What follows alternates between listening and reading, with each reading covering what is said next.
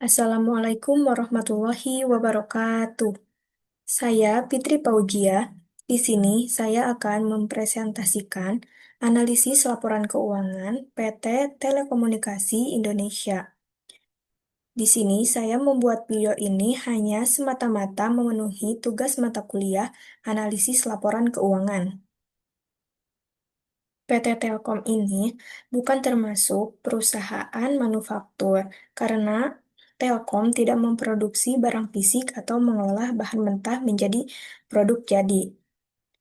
PT Telkom ini merupakan perusahaan BUMN yang bergerak di bidang telekomunikasi dan teknologi informasi, serta merupakan perusahaan publik yang sahamnya tercatat di Bursa Efek Indonesia.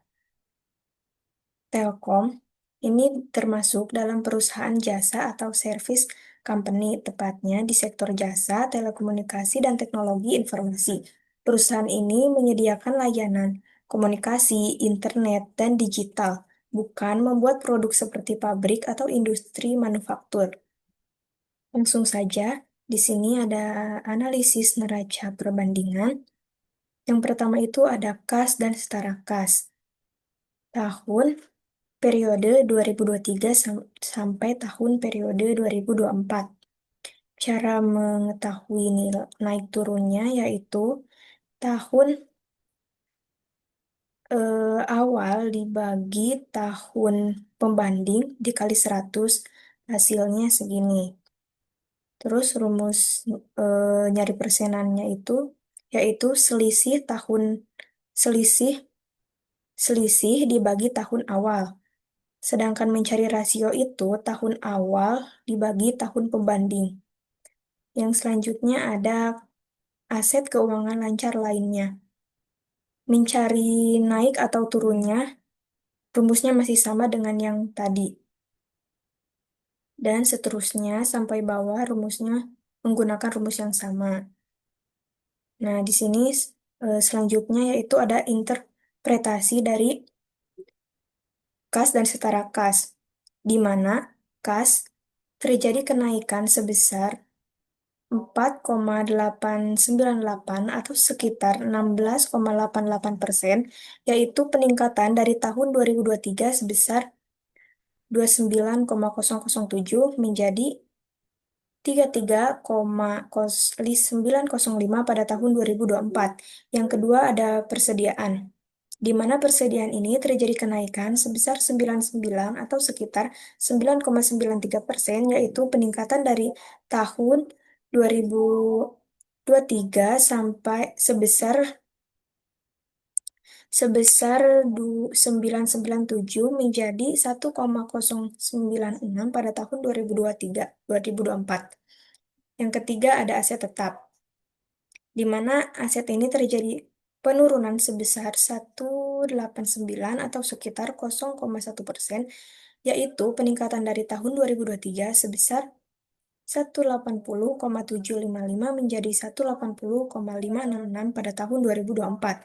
Yang keempat ada utang pajak, di mana terjadi penurunan sebesar 1,232 atau sekitar 27,22%, yaitu peningkatan dari 2023 sebesar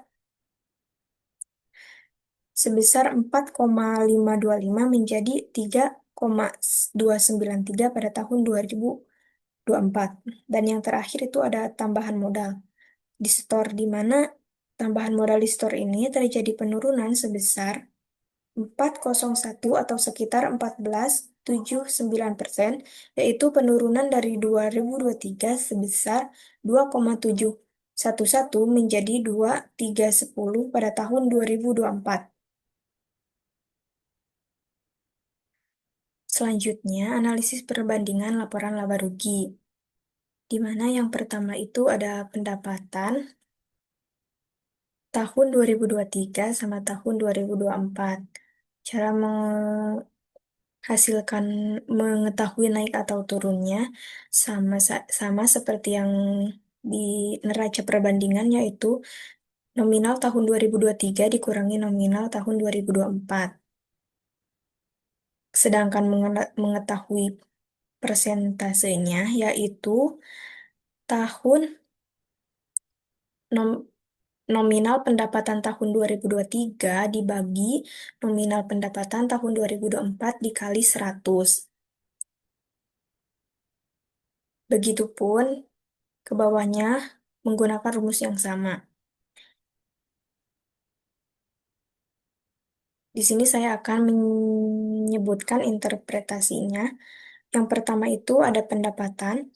Pendapatan mengalami kenaikan sebesar 751 atau sekitar 5,50%, yaitu kenaikan dari tahun 2023 sebesar 194,216 menjadi 149,967 pada tahun 2024.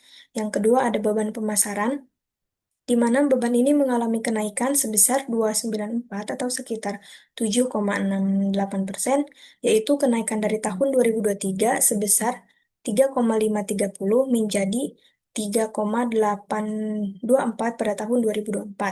Yang ketiga itu ada biaya pendanaan, di mana biaya ini mengalami kenaikan sebesar 556 atau sekitar 10,67%, yaitu kenaikan dari tahun 2023 sebesar 4,652 menjadi 5,028 pada tahun 2024.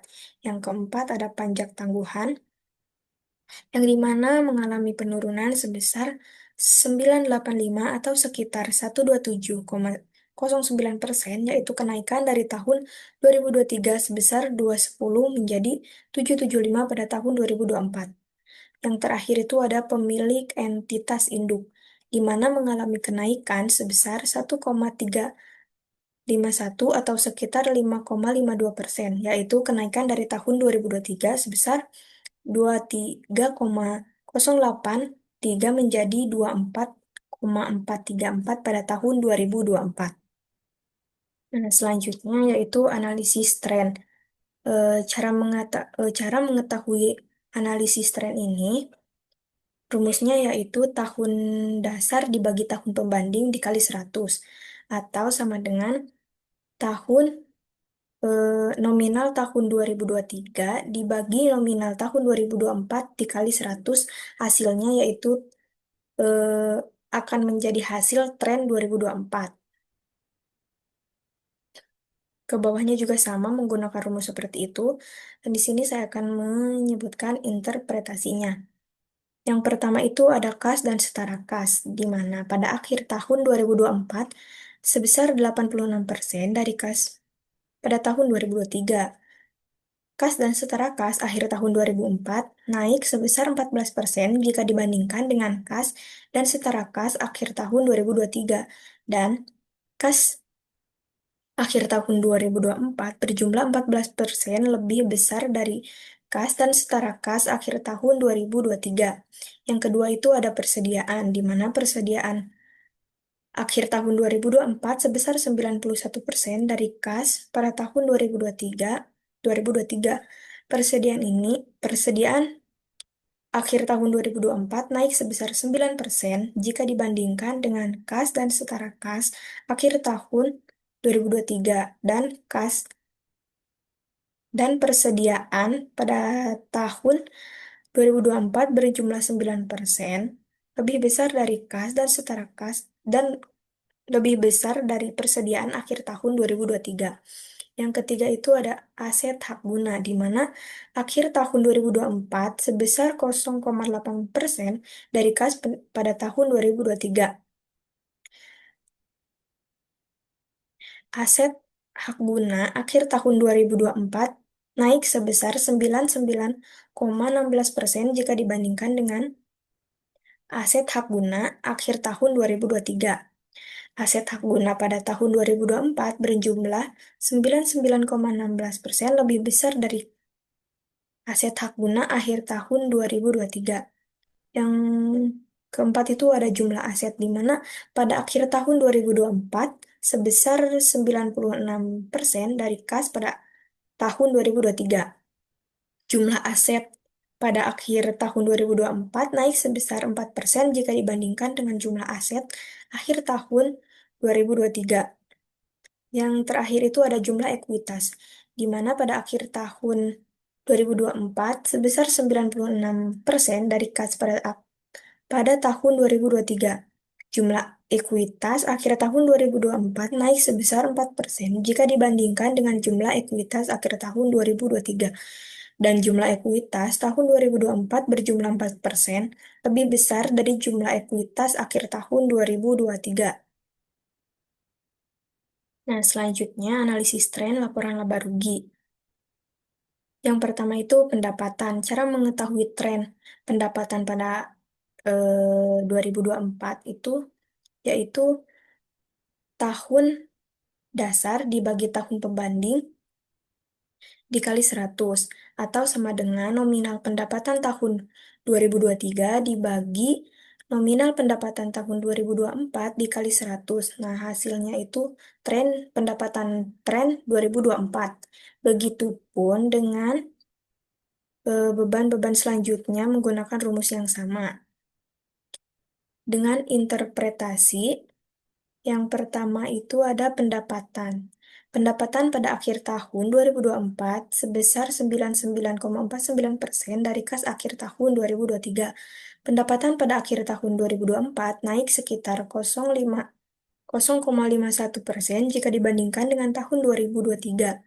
Dan pendapatan akhir tahun 2004 naik sekitar 0,51% lebih besar dari pendapatan akhir tahun 2023.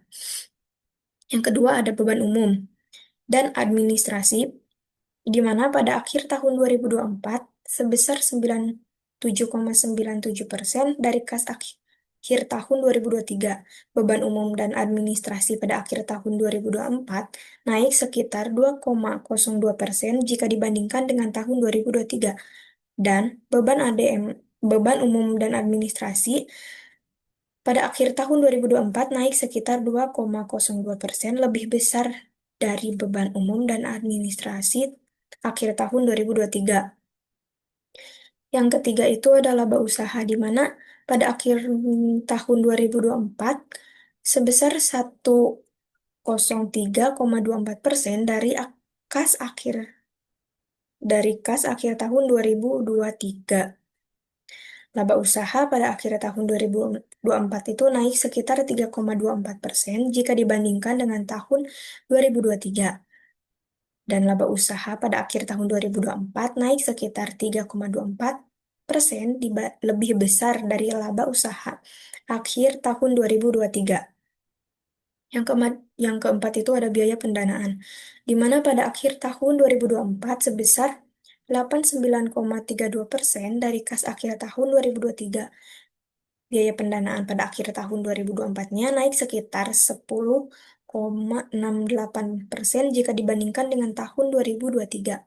Dan biaya pendanaan pada akhir tahun 2024 itu naik sekitar 10,68% lebih besar dari biaya pendanaan akhir tahun 2023. Yang terakhir itu ada pemilik entitas induk, di mana pada akhir tahun 2024 sebesar 94,47% dari kas akhir tahun 2023. Pemilik entitas induk pada akhir tahun 2024 naik sekitar 5,53% jika dibandingkan dengan tahun 2023. Dan pemilik entitas induk pada akhir tahun 2024 naik sekitar 5,53% lebih besar dari pemilik entitas induk.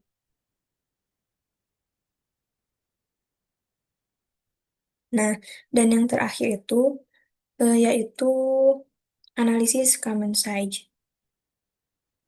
Rumus analisis common size itu eh, nominal akun tahun 2023 dibagi jumlah aktiva tahun 2023 dikali 100. Nah, itu jadi hasilnya itu common size tahun 2023. Begitupun sebaliknya dengan tahun 2024, nominal akun tahun 2024 dibagi jumlah aset tahun 2024 dikali 100. Untuk rumusnya tetap sama sampai bawah. Selanjutnya yaitu interpretasinya. Yang pertama ada biaya kontrak. di mana tahun 2023 berjumlah 0,22% dari jumlah aktiva, dengan kata lain bahwa setiap satu aktiva diinvestasikan ke biaya kontrak sebesar 0,22.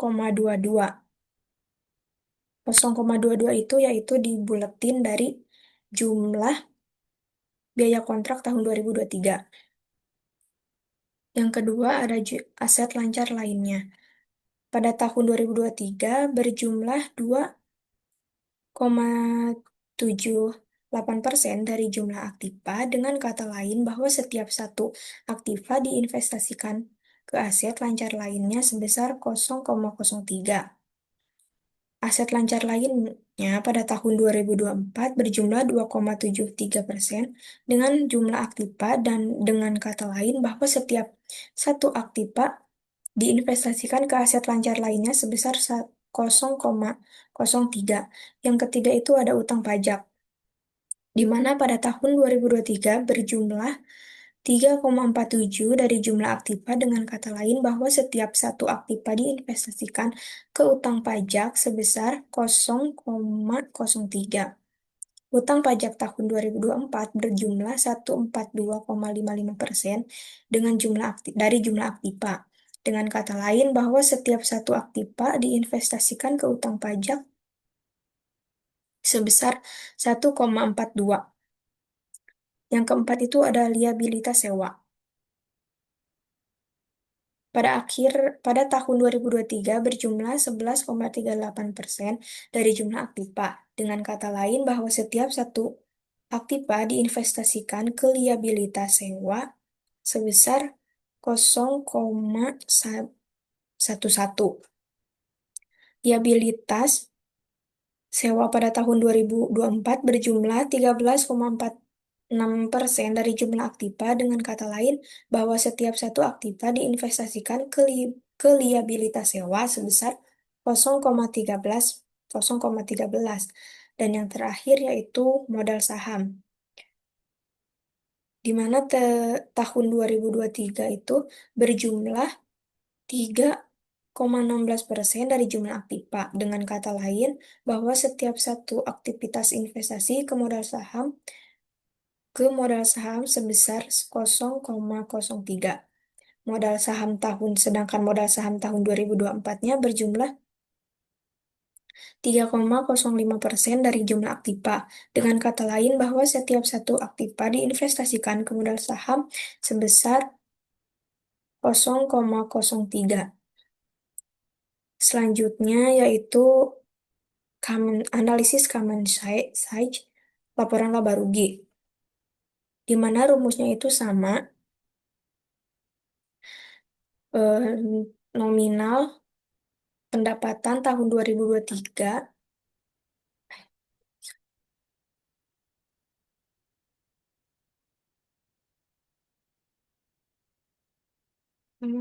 beda dah.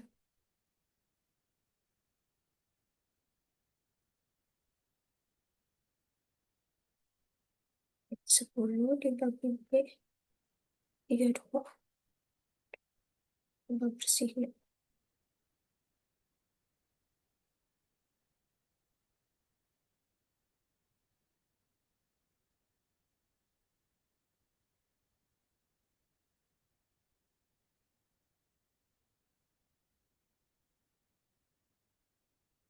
Dan yang terakhir yaitu analisis common size, laba rugi, di mana rumusnya itu eh, nominal akun pendapatan atau nominal akunnya itu nominal akun 2023 dibagi laba bersih 2023 dikali 100. Nah, itu bakal menghasilkan common size tahun 2023. Sama 2024-nya juga sama rumusnya, yaitu nominal akun 2024 dibagi laba bersih 2024 dikali 100. Hasilnya common size tahun 2024. Dengan interpretasi yang pertama itu ada beban karyawan, di mana Tahun 2023 berjumlah 64,24% dari jumlah pendapatan, dengan kata lain bahwa setiap satu pendapatan terkandung 0,64 beban karyawan. Dan beban karyawan pada tahun 2024 berjumlah 70% dari jumlah pendapatan. Dengan kata lain bahwa setiap satu pendapatan terkandung beban karyawan. Yang kedua itu ada beban interkoneksi. Tahun 2023 berjumlah 25,66% dari jumlah pendapatan. Dengan kata lain bahwa setiap satu pendapatan terkandung 0,26 beban interkoneksi. Dan beban interkoneksi tahun 2024 berjumlah 29% dari jumlah pendapatan. Dengan kata lain bahwa setiap satu pendapatan terkandung 0,29 beban interkoneksi. Yang ketiga itu ada biaya pendanaan, di mana pada tahun 2023 berjumlah 18,76% dari jumlah pendapatan. Dengan kata lain bahwa setiap satu pendapatan terkandung 0,9 biaya pendanaan. Dan biaya pendanaan pada tahun 2024 berjumlah 22% dari jumlah pendapatan. Dengan kata lain bahwa setiap satu pendapatan terkandung 0,22 biaya pendanaan. Yang keempat yaitu pajak pajak kini. Pada tahun 2023 berjumlah 35,47% dari jumlah pendapatan. Dengan kata lain bahwa setiap satu pendapatan terkandung 0,35 pajak kini. Dan pajak kini tahun 2024 berjumlah 32% dari jumlah pendapatan. Dengan kata lain bahwa setiap satu pendapatan terkandung 0,32 pajak kini. Yang terakhir yaitu pemilik entitas induk. Pada tahun 2023 berjumlah 99,06% dari jumlah pendapatan. Dengan kata lain bahwa setiap satu pendapatan terkandung 0,99 pemilik entitas induk. Sedangkan pemilik entitas induk tahun 2024 berjumlah 99% dari jumlah pendapatan. Dengan kata lain bahwa setiap satu pendapatan terkandung 0,99 pemilik entitas induk. Mungkin hanya itu yang dapat saya sampaikan dari eh, menjelaskan analisis laporan keuangan tentang perbandingan tren dan common size. Mohon maaf apabila banyak kesalahan dan kekurangan. Wassalamualaikum warahmatullahi wabarakatuh.